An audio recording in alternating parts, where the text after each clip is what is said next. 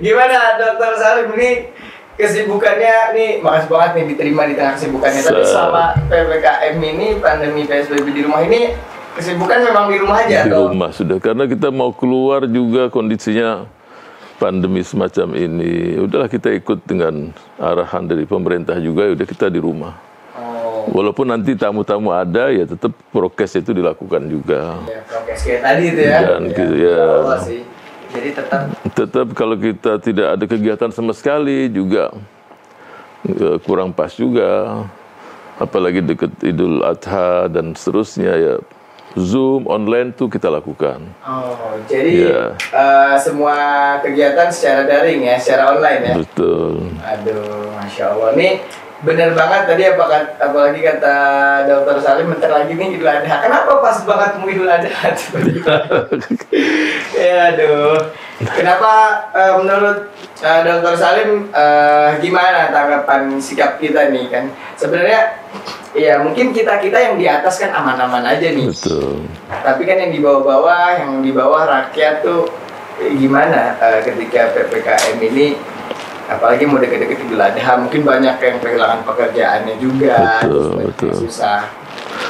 Jadi kalau menurut saya ini Ananda Syakir, kalau saya melihat pentingnya itu kepekaan sosial, kepekaan hati ini. Idul Adha ini membawa kita juga untuk punya kepekaan juga. Artinya pada dasarnya bangsa ini bangsa yang punya semangat tolong-menolong, semangat gotong royong, semangat kebersamaan, semangat saling bantu-membantu. Itu yang harus kita pertahankan. Dan mudah-mudahan dengan Idul Adha ini juga itu semakin kokoh. Dan syariat Idul Adha berkorban, ini kan luar biasa. Nah, iya, apalagi mau Idul Adha. Nah, ini kan banyak yang pasti pengen Idul Adha tapi bingung nih kan, soalnya baru kali ini nih Idul Adha dari rumahnya masing-masing. Tapi sebelum kita ngomongin Idul Adha, Dokter Syakir kepo nih, anak-anak muda kita kepo juga. Dulu tuh Dokter Salim, Habib Salim Jufri ini ketika masa mudanya tuh gimana? Iya, masa muda ya sama seperti anak-anak muda juga, semangat belajar memang luar biasa, ingin keluar negeri waktu itu.